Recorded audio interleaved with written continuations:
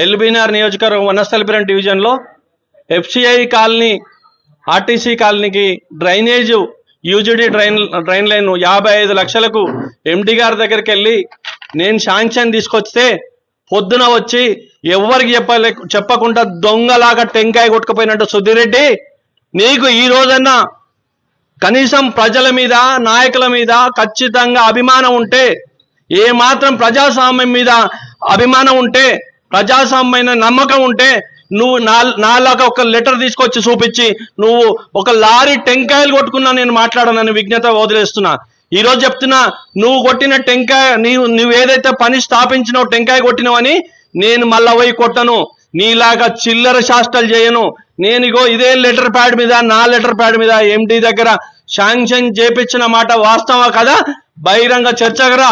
ఒకవేళ నువ్వు శాంక్షన్ చేయించినట్టు, నువ్వు టెంకాయ కొట్టిన డ్రైనేజ్ లైన్ నువ్వు శాంక్షన్ చేయించినట్టు ఒక్క పేపర్ చూపి నా రాజకీయాలన్నింటి తప్పుకుంటా, నీకు ఎక్కడంటే అక్కడ బహిరంగ క్షమాపణ చెప్తా.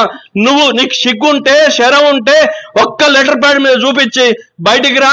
దమ్ము ఉంటే నువ్వు ఇదే ప్రజాస్వామ్యంలో కొనసాగాలనుకుంటే 3 సార్లు అయినటువంటి ఎమ్మెల్యేగా కొంచెం అన్న విజ్ఞత విహారంగా వహించు. మిగతా డివిజన్లు లేక నా డివిజన్లో పుల్లలు పెడతా అంటే, నా డివిజన్లో ఒక్కటంటే ఒక్కటి నీ సంతకం తీసుకొచ్చిన పని చూపి ఆడ టెంకాయలు లారీ తీసుకుపోయి టెంకాయలు కొట్టుకో, మీ చుట్టాలను పిలుచుకో, మీ పబ్బాలను పిలుచుకో, మీ నాయకులను పిలుచుకో, మీ కార్యకర్తలను పిలుచుకొని చేసుకో.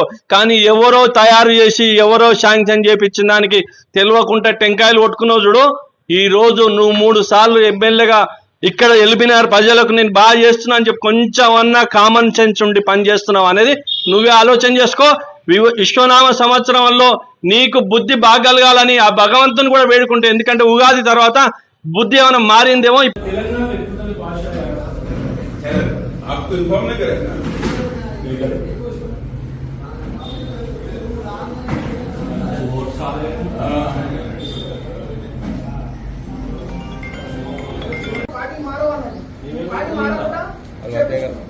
కానీ ఇప్పుడు నువ్వు టీఆర్ఎస్ నాయకులకు కానీ ఎవరికైనా డివిజన్ అధ్యక్షులుగా చంద్రబాబు గారి ఆధ్వర్యంలో ఎవరికైనా పనిచేస్తాము, పార్టీ మారమని చెప్పేది లేదు.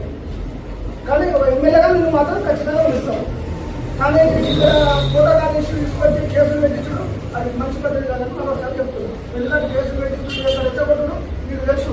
ఎందుకంటే దాంట్లో మీకు ఒక బాధ్యత చెప్తుంది. మీరు అక్కడ